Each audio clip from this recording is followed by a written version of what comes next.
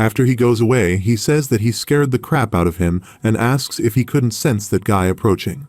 Javier replies not at all and adds that Sir Kyle, the kingdom's top sword master, hiding his presence from a knight of his level would have been very easy. After a while, Lloyd Frontera is heard saying that Lloyd Frontera beat up Diego Lacona, knowing all this would happen.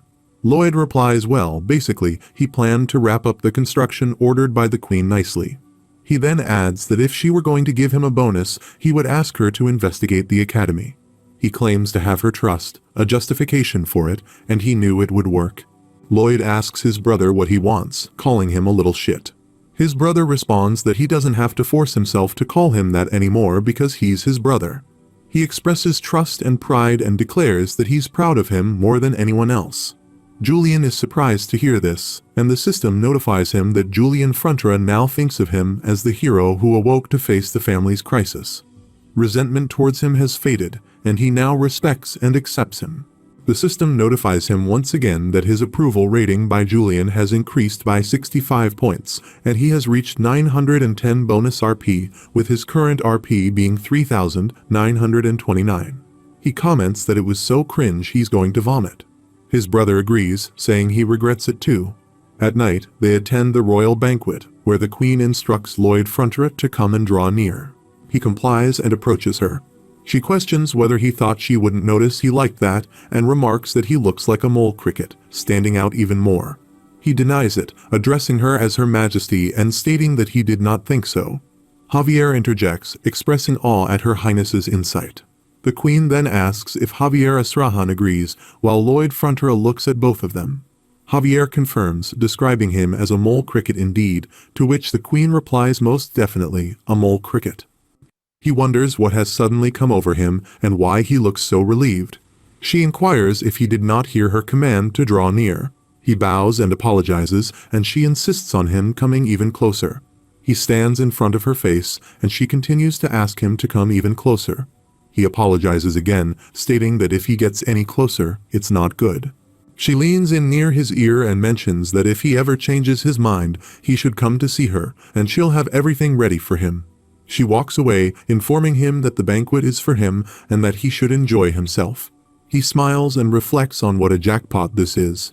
He contemplates lounging around, but then considers the possibility of a natural disaster putting the estate in trouble, prompting him to work to keep it going.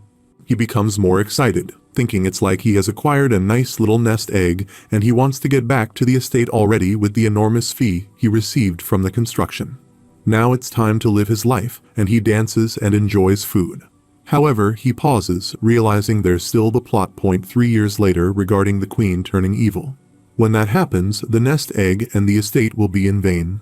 He mentions that the banquet will continue until the moon sets, and he recalls that line, it's from when the queen is poisoned and loses one of her arms. It's the secret code used by those plotting to assassinate her. He wonders why this is happening now, and why is it coming from Sir Kyle when it's not supposed to happen for another 3 years. Alicia Termino Magentano sits in her room and wonders if he has too much to drink. She is certain she has had her usual amount, but acknowledges that she has been working too hard these past few days with the academy, preparing for the floor and the movements of Javier Asrahan, their enemy state. She reflects on Samar Khan assembling an army in his western lands, but according to her spies, it wasn't just a military exercise. She questions whether it's an invasion, deeming it unlikely as, if that were his goal, he would have assembled his men in the north where their borders meet. She thinks marching through that wild terrain is a suicide mission, pondering what exactly he is scheming, and she feels a severe headache. She finds it odd that her body's mana should easily neutralize the effects of this much alcohol. She realizes she can't control her heartbeat and notes that it's becoming hard to breathe. Meanwhile, she considers her mana, realizing she needs to circulate it to neutralize her heart while she bends over the table. She suspects it's poison, but all the food is thoroughly checked. Trying to get up, she calls out if someone is out there and requests anyone to fetch the royal doctor. Sir Kyle opens the door and she looks at him and says thank goodness need, asking for his hand. He responds affirmatively, acknowledging that Her Majesty is right, and he expresses gratitude for being there to help her rest in peace. He then takes out his sword, leaving her looking at him surprisingly. On the other side, Lloyd Frontera informs Javier that there's a problem and suggests they go.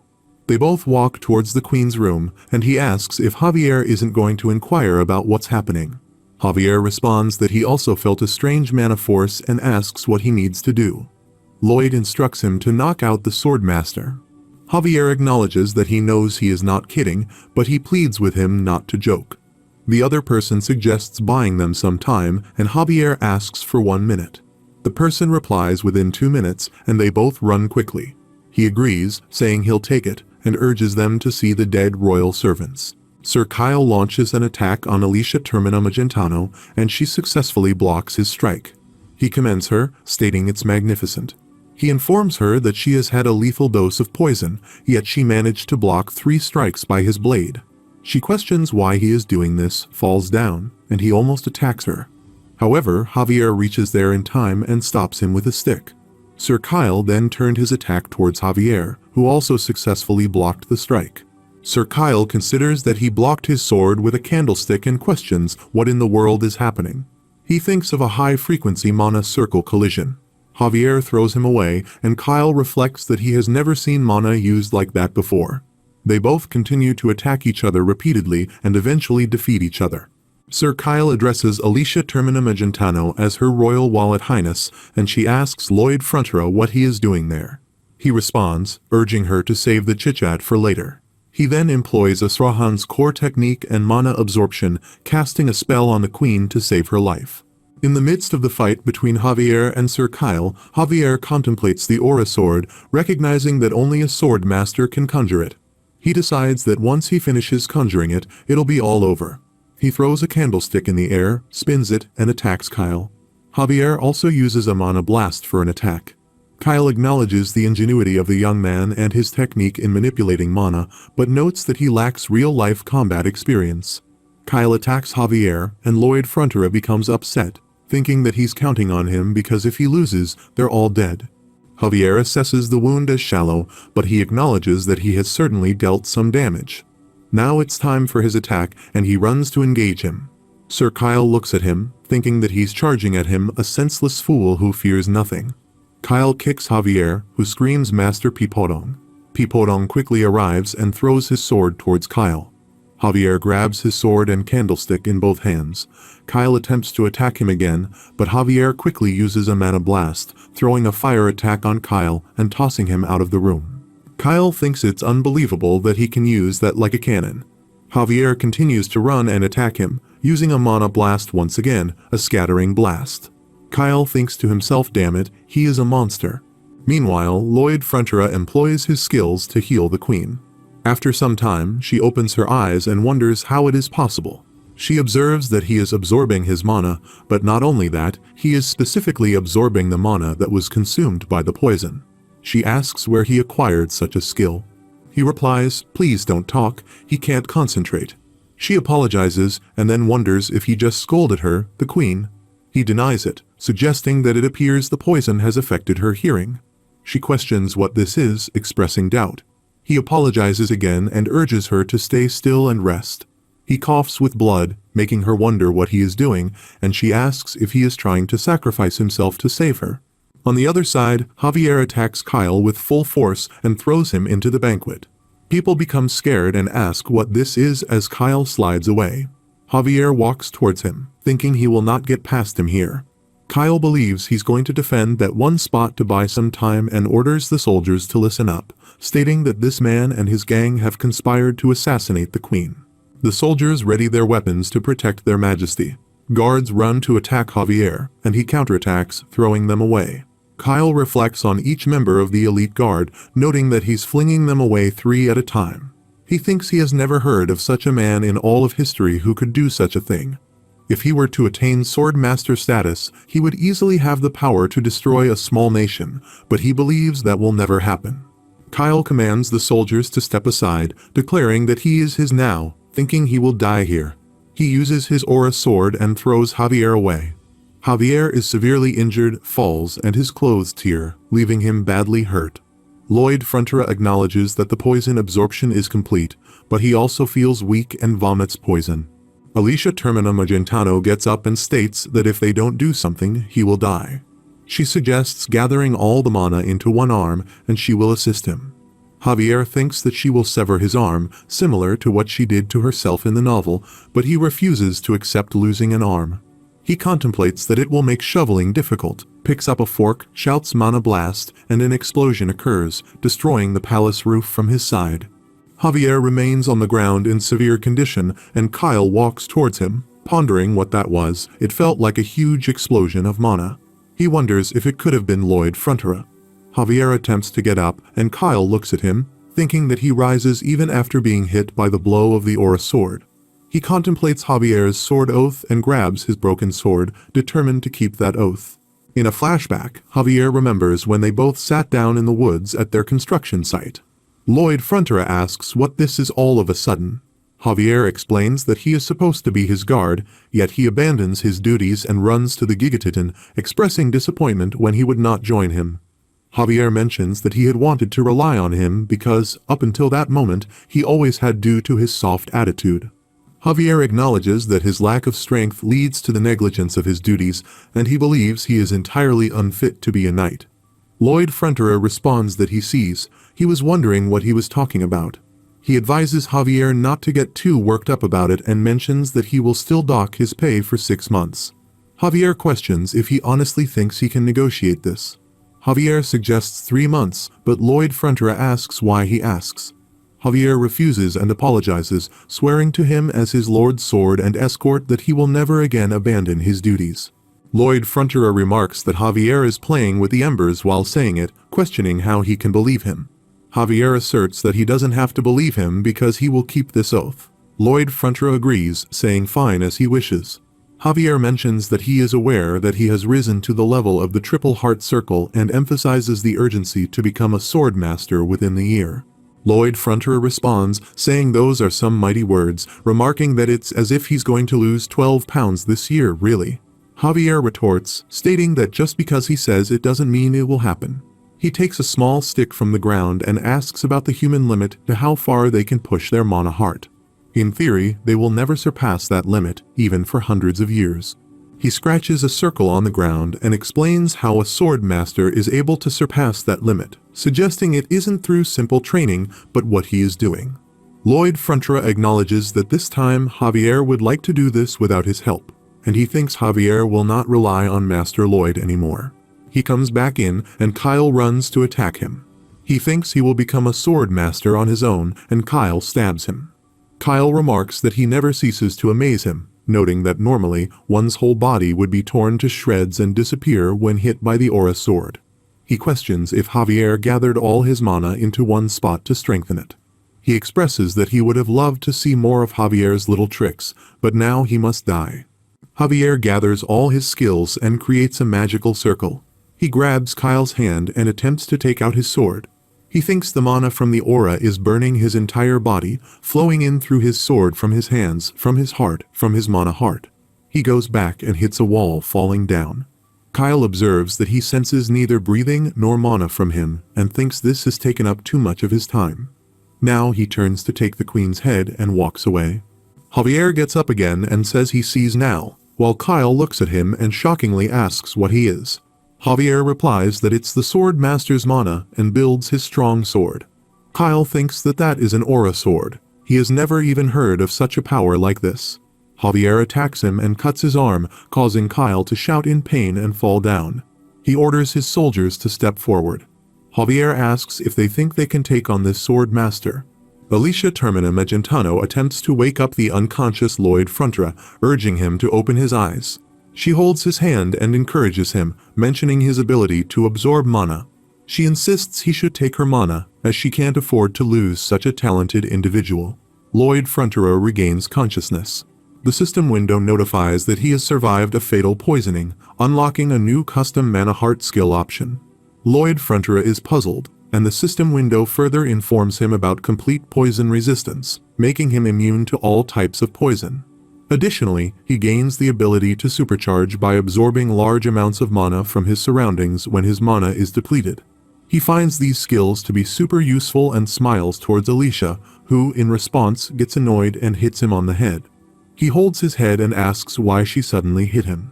She explains that it was not about his actions, but rather his facial expression, prompting him to inquire about what his face ever did. She disregards that aside and asks if he is all right and can stand.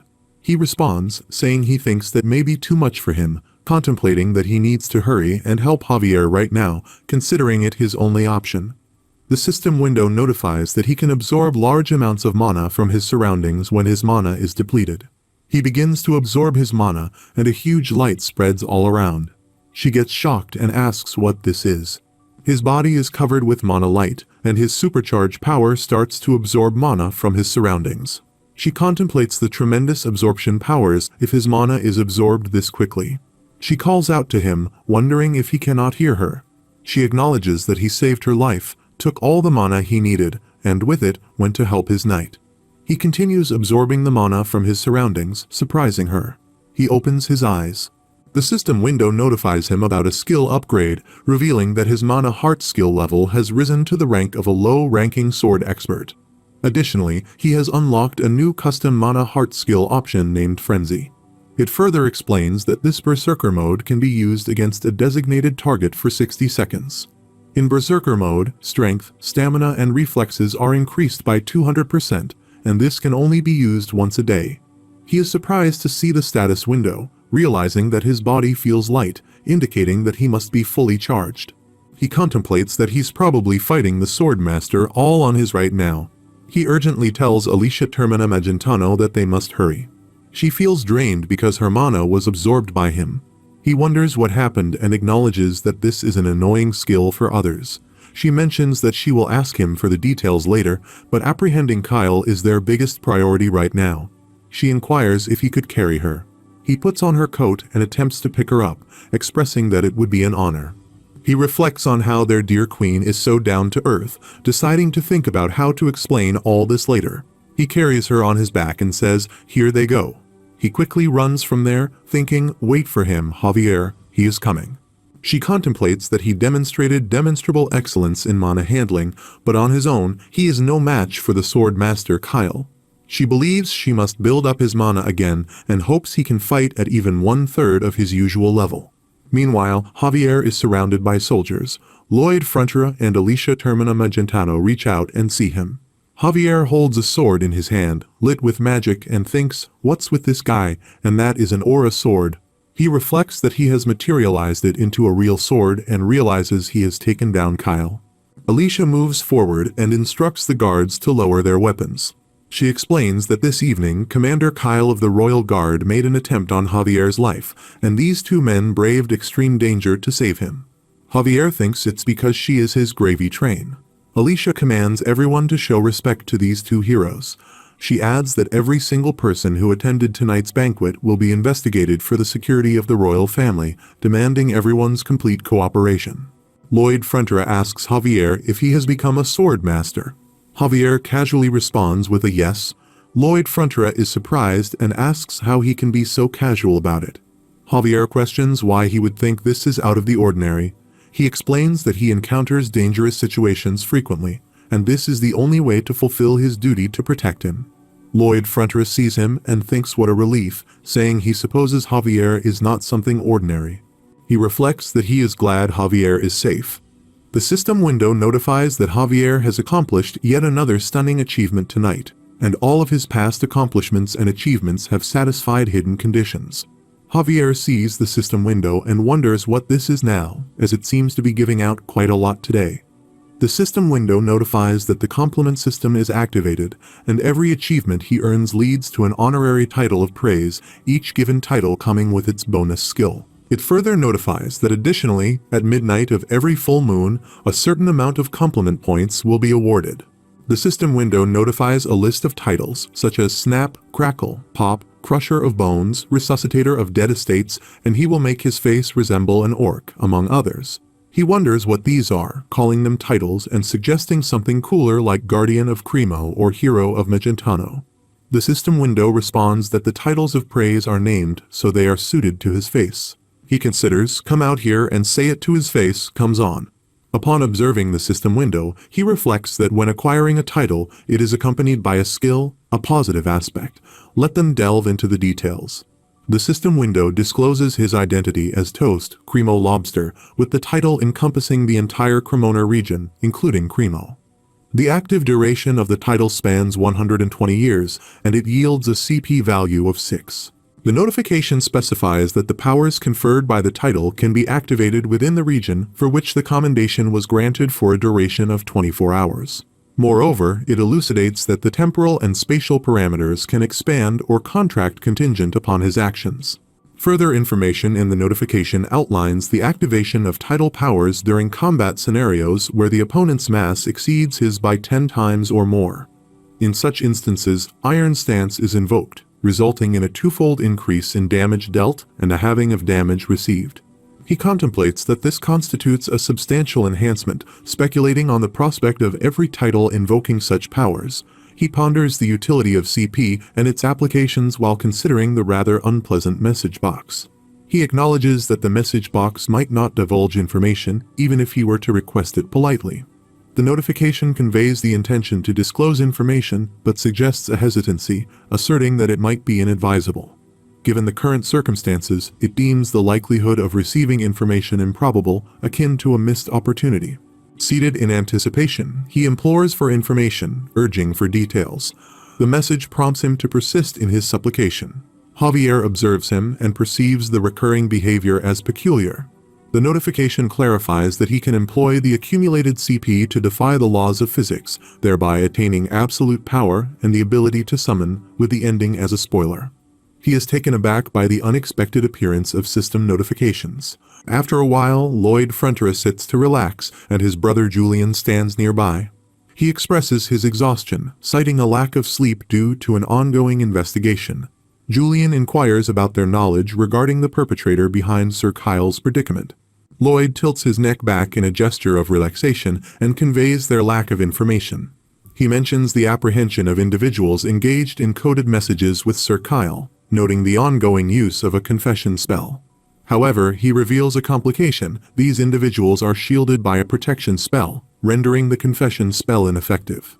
Lloyd acknowledges that, due to this circumstance, he finds himself confined to the capital, compelled to wait patiently. Reflecting on the desire to conclude the matter swiftly and return home, he notes the lack of details in the book regarding the assassination attempt against the Queen. Anticipating that such information might be covered in the next season, he underscores the temporal discrepancy 3 years earlier than in the book, hinting at the potential for alterations in the future. Concerned about the changing course of events, he acknowledges the risk of rendering his knowledge of future events useless. Nevertheless, he finds solace in the recent acquisition of powers, expressing uncertainty about their utility but recognizing their timely arrival. Julian inquires about Javier's status and whether he is still subject to investigation. Lloyd responds, indicating that the Queen singled out Javier for a separate summons following his attainment of the rank of a sword master. This revelation astonishes Julian, prompting him to question the reason for his surprise. Lloyd clarifies that Javier was instrumental in apprehending Kyle, leveraging his newfound status as a sword master. Julian expresses his previous assumption that Javier received assistance from the Royal Guard. Lloyd challenges this perception, asserting that even 100 guardsmen would be no match for a sword master.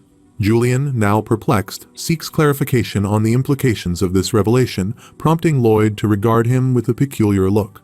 Meanwhile, at the palace, Javier bows before Queen Alicia Termina Magentano. She remarks that recent events have allowed her to witness his unparalleled swordsmanship and the conjuring of a previously unseen aura sword. Noting his awareness of the current vacancy for the position of the captain of the Royal Guard, she issues a command for him to stand by her side and assume the role of captain of the Royal Guard from this moment onward. Meanwhile, Julian inquires about Javier's potential departure. On the other side, Javier requests forgiveness from Her Majesty. Lloyd Frontera comments that he truly does not know Javier at all. On the opposite side of the conversation, Javier identifies himself as Baron Arcos Frontera's knight and implores her understanding of his inability to leave his lord's side. She asserts that she is not asking but ordering him, emphasizing that disobeying her orders amounts to treason, a consequence of which he is well aware. Javier humbly requests one thing: permission to send a farewell message to his Lord Baron. She interprets this as an elegant expression of his preference for death over serving her. Javier appeals to her mercy, and she grants him permission to go, respecting his wishes. He expresses thanks to her and proceeds to leave. After a while, Julian summons Javier and inquires about the outcome of his meeting with the queen. Javier assures him that he remains a knight dedicated to the Frontera family, bringing joy to Julian. Meanwhile, Alicia Termina Magentano contemplates the Frontera estate and observes that she appears to have encountered challenges with individuals from that region. Simultaneously, Lloyd Frontera reclines on the grass, gazes at the status window, and contemplates exploring the additional skills bestowed by his titles. He peruses the details on the system window and discovers a title-related skill named Snap, Crackle, Pop, and Crusher of Bones, which he acquired for eliminating Newman. This skill grants him unconditional obedience from the subjects of the Frontera estate. Lloyd contemplates altering his appearance to resemble an orc and questions the utility of the orc roar. He identifies Magentano as a suitable candidate to carry him and notes that having Queen Alicia's complete trust will shield him from accusations of treason, ensuring freedom from suspicion. Contemplating the aristocrats who faced repercussions due to his actions, he reassures himself that he remains immune to any consequences they may attempt to impose. Gazing at the bright full moon in the night sky, he recognizes that the designated time is drawing near. The system window informs him that the full moon is illuminating the night, bringing CP rewards for the 5 titles he holds, with the current CP tally standing at 22. Acknowledging this development, he anticipates the next step. The system window presents an option, notifying him that the ending spoiler enables the use of CP to preview the concluding scene of the storyline, with the requirement being 20 CP. It queries whether he wishes to utilize the ending spoiler. Reflecting on his current circumstances, he concludes that his only foreseeable future is one of comfort and contentment. Contemplating the potential downside of gaining excess weight from a cushy lifestyle, he decides to proceed and clicks yes to explore the ending spoiler. He finds himself transported into a dark place, expressing his unease at the eerie atmosphere. In an attempt to gain clarity, he initiates communication with the message box. Surrounded by flames flaring all around, he surveys his surroundings, recognizing the setting as the Frontera estate. However, he is perplexed by the distorted appearance of houses and trees. Encountering numerous lifeless bodies, he questions the nature of this grim scene, pondering the implications of such an ending. Seeking confirmation, he calls out to anyone present and receives a response. Consulting the message box, he seeks assurance regarding the authenticity of this unsettling scenario and whether it signifies a genuine conclusion.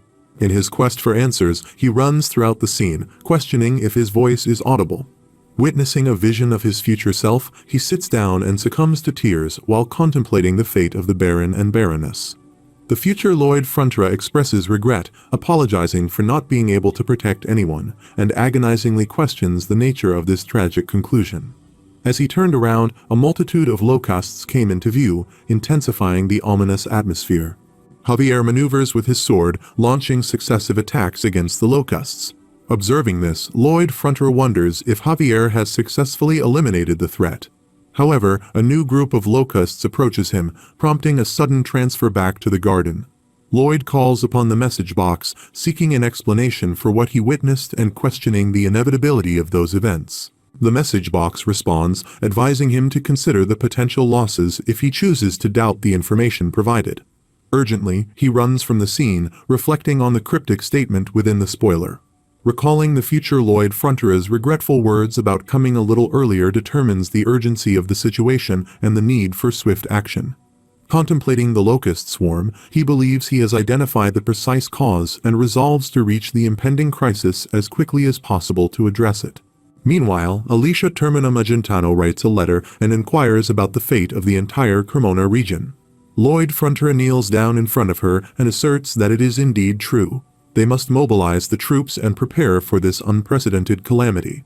She expresses surprise at the suddenness of this revelation and implores him to provide more information about what will transpire. He elucidates that this is the machination of their adversary nation Isfahan, which is attempting to orchestrate a sequence of these monsters to undermine their strength. He reveals that they are eradicating the monsters in the eastern wilderness, thereby depriving them of their habitat. As a consequence, the monsters migrate westward, propelling another group of monsters in a domino effect. This in turn leads to these creatures spreading havoc in their eastern region. He speculates that, according to the book, this event will occur 3.5 years later. Furthermore, he opines that it should manifest much farther north than their Frontera estate.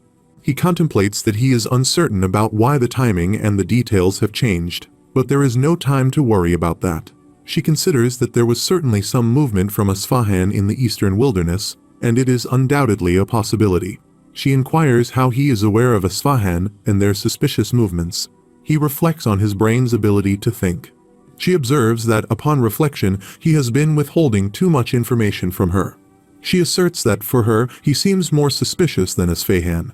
He licks his lip and discloses that he has some ties, a blood pact in fact, with the orcs of the wastelands, specifically the Sand and Steel tribe. They send a carrier pigeon to inform him. Regarding his knowledge of Kyle's assassination attempt, he explains that he and the head of staff were engaged in a peculiar exchange. Upon noticing the suspicious looks they exchanged, he decided to follow them, witnessing the event. He further explains that concerning him absorbing the mana and destroying the surroundings, as she is aware, his guard and knight Javier is a genius with no equal. He states that they have been together since childhood, and he taught him the secret magic of self-defense. Being a genius himself, he possesses a decent command of those skills. She contemplates that it all makes sense, so why does it feel like he is making it all up on the spot? He thinks that she senses he is making this up right now. The system window notifies that the effect of Magentano has been activated. He will be carried by him, possessing Queen Alicia's complete trust. No matter how much others accuse him of treason, he will be free from suspicion. He observes the status screen. She declares that she shall grant him 500 in his direct command, the White Cavalry, and also 50 wizards for support. Since he has knowledge of the enemy's movements, he may have their command. He thinks about how generous it is and expresses his gratitude to Her Majesty. She inquires, asking him to thank her for what, and mentions that he should know more than anyone. She questions whether he thinks that trusting his baseless speculations comes without a price. He acknowledges that, of course, he knows very well that nothing in life is free. If they can successfully halt these monster attacks, he pledges to proclaim to the whole world that the foresight and resolution in this matter were all hers. He aims to restore the honor of the crown that was tarnished by the assassination attempt. She remarks that she has never encountered anyone as suspicious as him, but she appreciates that they understand each other. After a while, he and Javier depart from the location on horseback. Javier mentions that he is certain there is a reason for all this and requests him to take his time and explain. He increases the horse's speed and inquires if he understands. He confirms that yes, he comprehends the gist of what he is saying, so he encourages him to proceed. Lloyd Frontera asserts that they must arrive at the Frontera estate in 5 days, and he expects Javier to understand. He reflects that Javier can now easily overpower the army of a small nation. If they witness dozens of soldiers taken out by a single swipe of the sword, the enemy's morale will plummet. He acknowledges that morale is a critical factor. In this situation, their enemy is not human, lacks morale, and is driven by the pursuit of food. He recognizes that they do not fear death. Hence, Javier alone is not sufficient. Moreover, facing an attack from all around, 360 degrees, the intense firepower from 2 people won't be enough. He orders Pipodong to part ways at this point. Pipodong emerges from his jacket, and he requests Pipodong to meet him at the exact time, counting on him. Pipodong jumps from there and runs. He thinks he has a plan, and he anticipates his money-spinning Frontera estate. They both continue their journey without stopping and reach the top of a mountain. From there, they observe the town with locusts flying toward it. Lloyd Frontera notices the locusts and reflects that the earlier time frame was exceptionally brief. The farmers working in the fields also noticed the locusts, and one farmer inquired about what was happening. Lloyd Frontera calls out to him and urges him to stop standing around. He instructs the farmer to escape into their houses quickly. The farmers see Lloyd Frontera and he gestures, ordering them to bring him a lid for his pot, the largest one they can find. A locust breaks the palace window and enters the palace. Miss Emily sees the locust and asks what that thing is. It moves to attack her, but Marbella Frontera intervenes, attacking it with a chair and killing it. Just then, many locusts enter the palace, surrounding them. Marbella holds Emily's hand and instructs her to follow. They move to run from there, and looking out of the window, witness many locusts flying around. Marbella gets shocked and wonders what on earth is happening. Arcos Frontera arrives with his sword and inquires if she is all right. He suggests heading outside first, joining Sister Bayern and the other soldiers. He opens the door, and they all come out to see locusts devouring everything they find. Meanwhile, a group of locusts follows Bayern, and he runs to save his life. He instructs the soldiers to listen up, stating that they will assemble at the Count's residence and move out. Michael tries to free himself from them, urging them to get away from him. Bayern observes him struggling and looks towards the palace, thinking that all the villagers are in danger, but the Count is Count. He recalls a memory when Arcos Frontera expressed the hope that it would never come to this.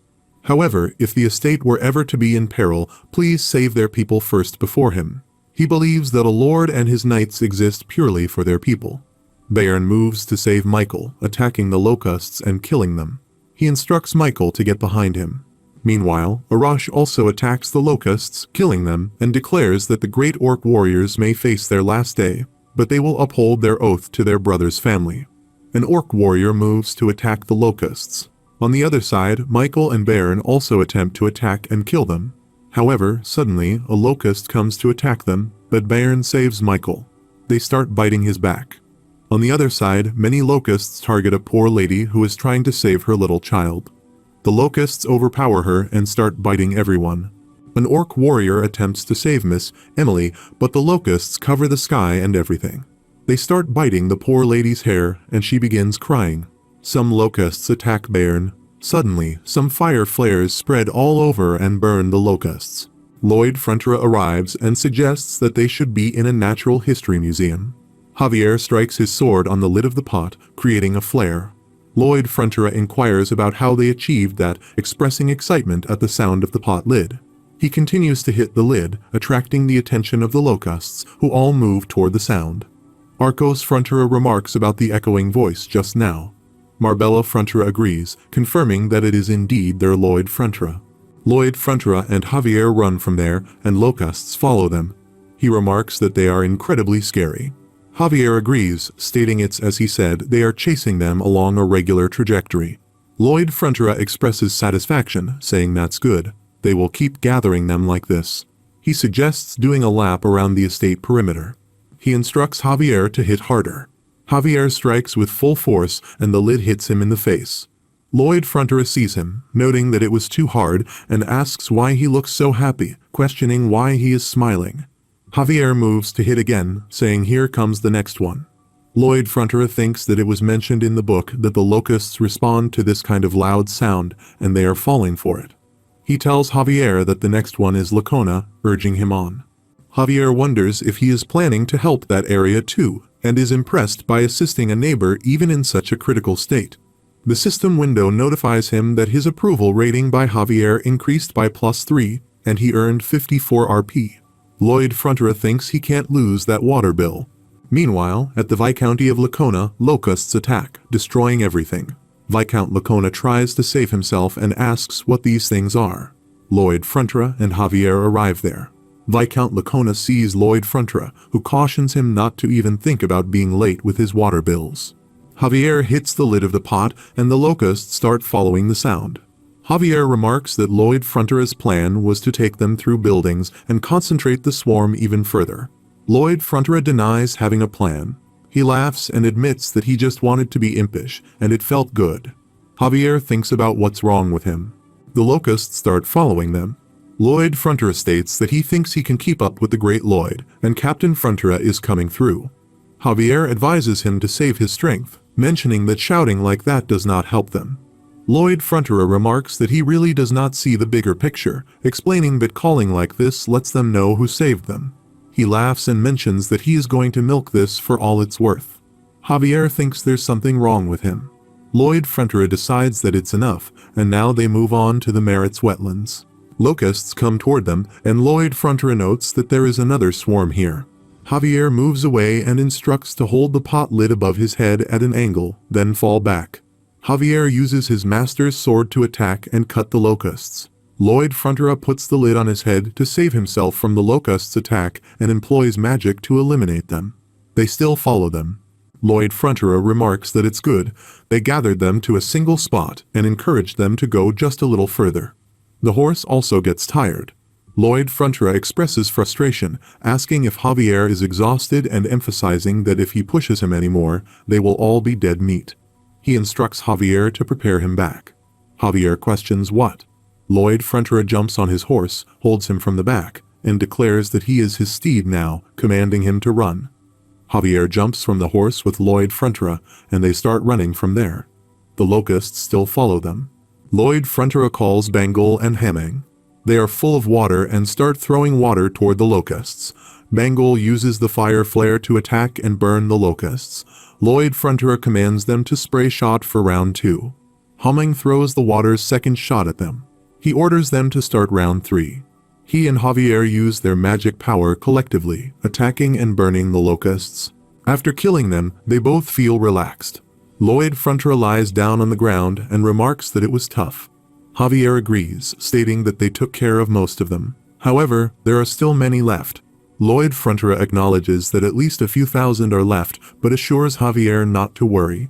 He mentions that the cleanup crew should be arriving right about now. Pipodong arrives with 300 elite warriors from the Sand and Steel tribe, along with 500 soldiers from the White Cavalry and 50 wizards. Lloyd Frontera instructs them to leave the rest to the newcomers as they have another thing to worry about. Javier asks what else is there. Lloyd Frontera explains the monster domino, emphasizing that it never ends with just one wave. The soldier declares that they are cavalry soldiers of the White Cavalry, emphasizing that, for the sake of their great majesty's domain, they must exterminate every last one of them. The soldier takes charge of the other soldiers, and together they attack the locusts, successfully killing them. The orc tribe also aids in the defeat, eliminating the locusts, and even fries them over a fire before consuming them. Akush eats the locusts and remarks that they are high in protein. Miss Emily arrives and calls an orc warrior over. She hands him a flower and expresses her gratitude for saving her earlier. The orc warrior accepts the flower, and she walks away, leaving him blushing at the gesture. Meanwhile, Lloyd Frontera's parents run toward him and ask if he is all right. His father grabs him and asks if he's not hurt. He refuses, stating that he's fine as they can see. His father becomes emotional, hugs him, and expresses gratitude, mentioning that he saved all of them when his feeble father couldn't. He apologizes and is grateful. His mother also hugs him and asks why he enjoys saving people so much, and what if he was hurt. He thinks that's not it. It was all for his retirement, and he did it purely for his own benefit. The system notifies him, and he wonders what's so funny. The system again notifies him that he doesn't seem to remember what he said during the ending spoiler. He wonders what it means and what he said. The system notifies him again that, well, if he doesn't remember, let's just leave it. He thinks that's right because there's so much more work to do right now, and they need to get ready for the second wave. The system notifies him that he has received a new title, Round 1 pick by Terminix Pest Control, and the title region is Frontera Barony Lacona Viscounty. The active period of the title is 110 years, and the CP from the title is 2. The system informs him about title powers. Just by looking at them, he can send all bug-type monsters into a state of fear. Once in this state, they will shrivel up and lose their ability to fight. At night, he goes to his construction site and looks around, while the commander of the White Cavalry, Vallardi Blanc, comes from behind and asks why he asked for him. He bows and replies, thanking him for coming. He also expresses gratitude for his crucial role in the plan to wipe out the locusts. Vallardi Blanc says not to say the words if he doesn't mean them, pointing out they were merely in charge of the cleanup. He disagrees, stating that's not it at all. If they were to clean it up all by themselves, it would have taken weeks, but thanks to him and his men, it was done in half a day. Vallardi Blanc admits that, to be honest, he was angry at first for a mere engineer to be given command over the esteemed White Cavalry. However, when they arrived, he realized something: the precise time and location of their arrival. All of it was according to his calculations. He further asserts that he is a brilliant strategist, and there is no doubt about that.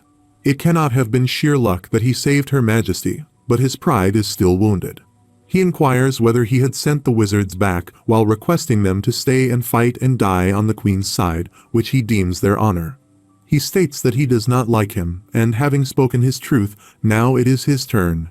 He asks what they want from them. Lloyd Frontera thinks he knew this guy was special. In the novel, he is the commander of the White Cavalry, ordered to carry out a ruthless purge by the Queen who turns evil. He reflects that he fought tooth and nail against Javier, who was trying to protect the people. At that point in time, Javier wasn't a sword master, so he barely managed to beat him. Velarde Blanc inquires if he had said his name was Javier, and if he believes he can trust him with this request to please stop the queen. He thinks of it as uncompromising loyalty, noting Javier as a born warrior and a straight shooter, and he believes he won't get through to him if he beats around the bush. His best plan would be that. Lloyd Frontera asks how he would like to fight, proposing that if he wins, the White Cavalry becomes their estate's engineer of crops, and if he loses, he must return immediately to Her Majesty. Velarde Blanc laughs and states that he has him all figured out. Since he has no intention of giving in to such a ludicrous request, he suggests a fight right from the start.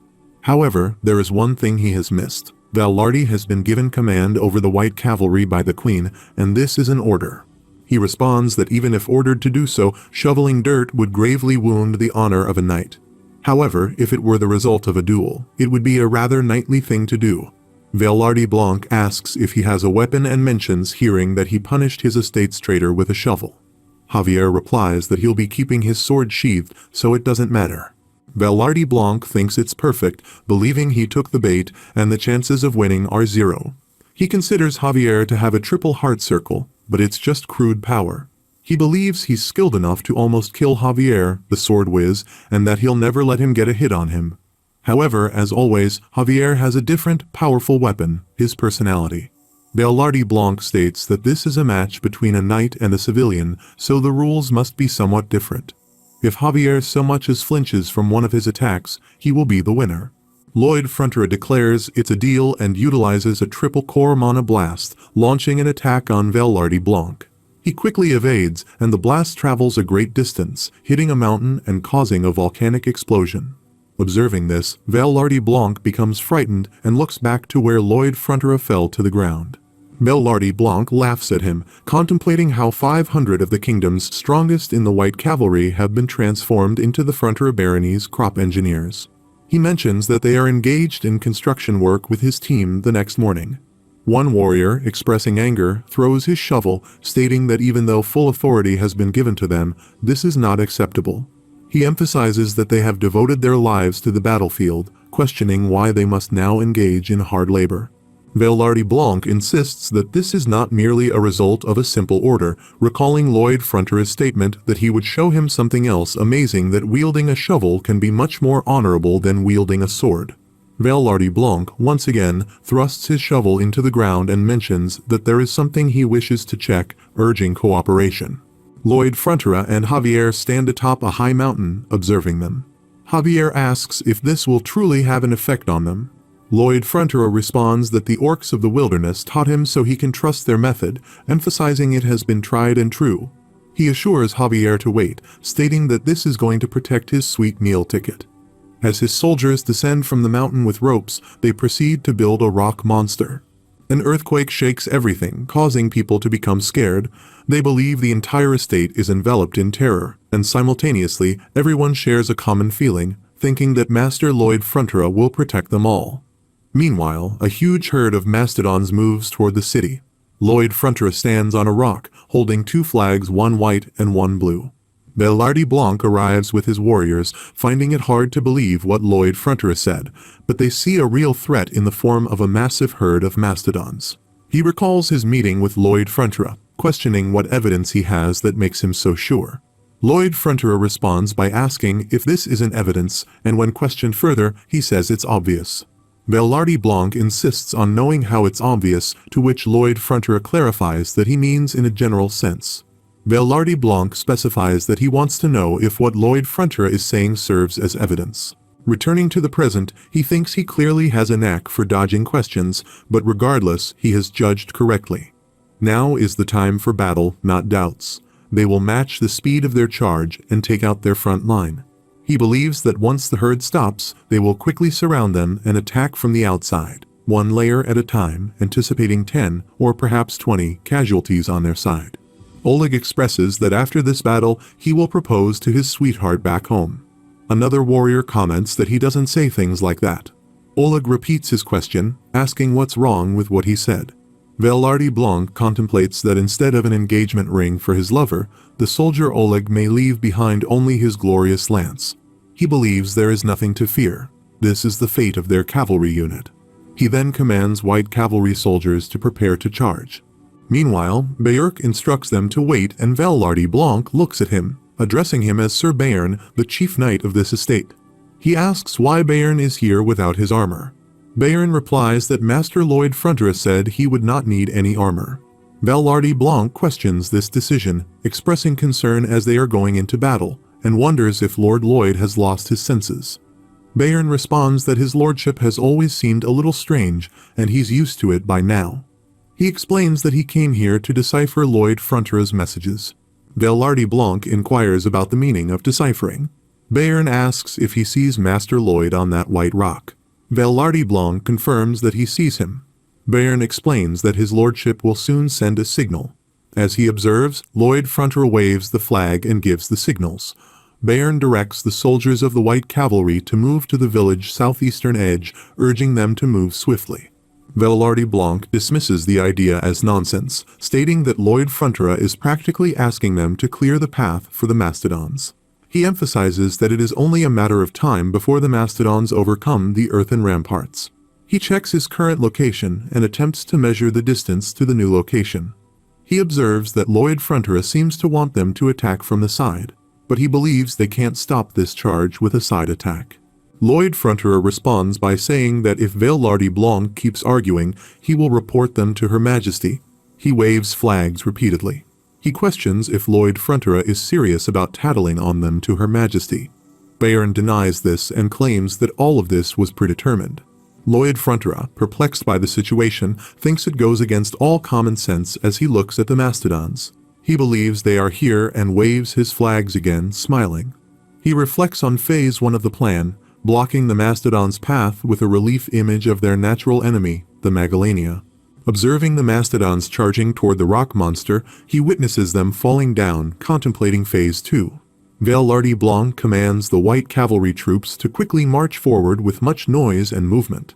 He instructs them to kick up a dirt cloud and bang their lancers together loudly, and they all follow the instructions. Velarde Blanc ponders if they are executing his plan, but confusion sets in as he sees them turning back and roaring. Lloyd Frontera thins the herd of Mastodons, frightened by the Megalania, and now believes they can hear the steps of another Megalania approaching. The Mastodons become scared and run in another direction. Lloyd Frontera thinks that if the herd moves north, they will have succeeded. Velarde Blanc realizes they are on the move, but then realizes that in that direction lies the ditch where they dug up the dirt for the relief image. He reflects on why he had asked them to dig such a long ditch there. Mastodons swiftly run towards the ditch. Lloyd thinks it's Phase 3 of his plan as they all tumble into the ditch. Piporong reaches the edge of the ditch and shouts for the Battle of Salsu, but Piporong doesn't listen. Instead, he throws a lot of water into the ditch, and they all are carried away with the water. Lloyd Frontera throws his flags and strikes a pose of victory while everyone looks at him. The Mastodons attempt to swim, but they struggle, eventually reaching the river and then making their way into the forest. Slowly emerging from the water, they become exhausted. Velarde Blanc observes them and realizes they have truly won without even engaging in a fight. Lloyd Frontera remarks that there is plenty to eat downstream, giving the Mastodons no reason to return to a place with a Megalania. He expresses gratitude for the new canal they have, thanks to the Mastodons. Velarde Blanc questions if Lloyd Frontera had truly planned to use it as a canal like this. Lloyd Frontera denies the exact plan but explains that as they were digging, he thought it could be useful, considering that every time they fought a battle, they would lose at least 5 men. Velarde Blanc goes to the house of warrior Durando, presenting his sword. He mentions that Durando's husband died honorably in battle for his country and people. Velarde Blanc assures that this cavalry regiment and the kingdom of Magentano will forever remember the bravery of Sir Durando. Durando's wife sits on the ground, crying heavily as they bury the dead warriors, evoking strong emotions among the other warriors. Velarde Blanc questions how much time he plans to waste on training now. Despite heavy rain at night, he remains in the graveyard, contemplating valor and honor. Each time they lose a man, these words are repeated, but he finds it nonsense as deep down, they know death doesn't leave behind honor. It only bequeaths hellish days for those left behind. The next morning, at the training ground, a warrior tells Oleg to ensure he invites them to the wedding while grabbing him in his arms.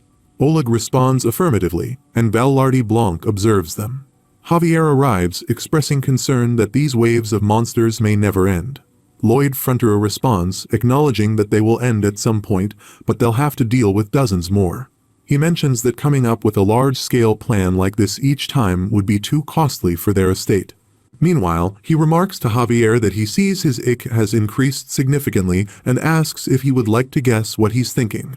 Javier responds, stating it's obvious a plan that requires the least amount of work to contain the monster invasion at its source. He acknowledges that it's the right idea and asks about that plan. Javier assumes he already has one in mind. Vallardi Blanc declares that the White Cavalry Knights will assist him with his plan. Javier questions what he is saying, as he's not planning to go back to the capital. Vallardi Blanc shares his intention to send a letter to ask for Her Majesty's permission. He explains that today he witnessed what real victory is, realizing what an incompetent leader he had been all this time. He kneels in front of him and asks for permission to stay and learn from his wisdom. All his other warriors also kneel alongside him. Lloyd Frontera mentions that he was actually about to throw himself at Vallardi Blanc's feet and beg. He asserts that without Vallardi Blanc's help, there is no way the plan would work. They all enter the palace, and in the meeting, Lloyd Frontera, Javier, Vallardi Blanc, Arcos Frontera, and Marbella take their seats.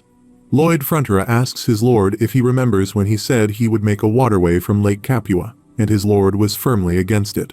His father confirms that he remembers. Lloyd Frontera explains that there is a legendary beast at Lake Capua, and King Storma lies asleep in its depths.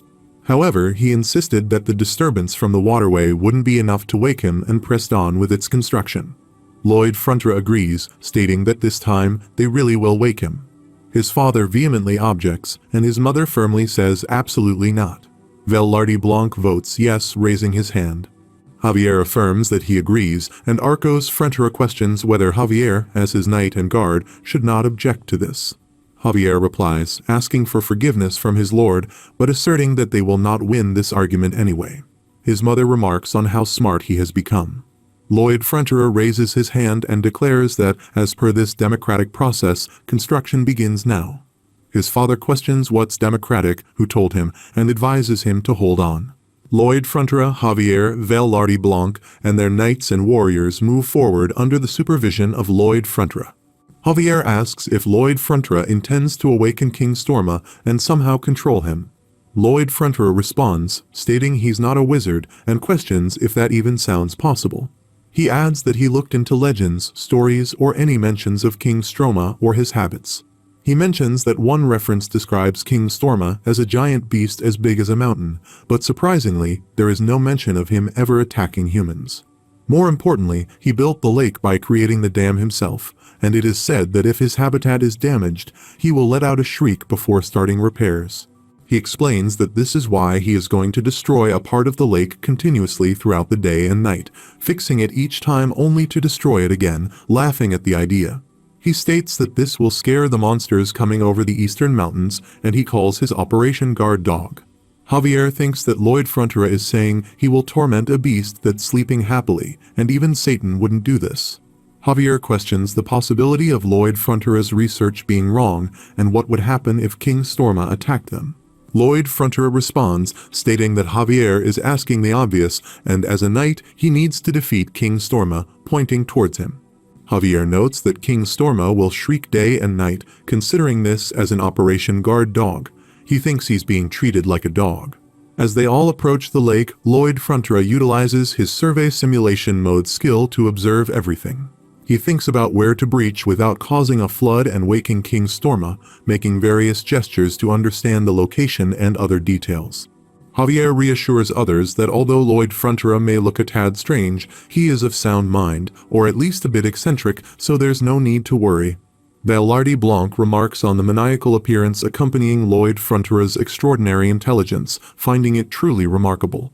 The legendary beast, King Storma, sees them and thinks that humans have come again.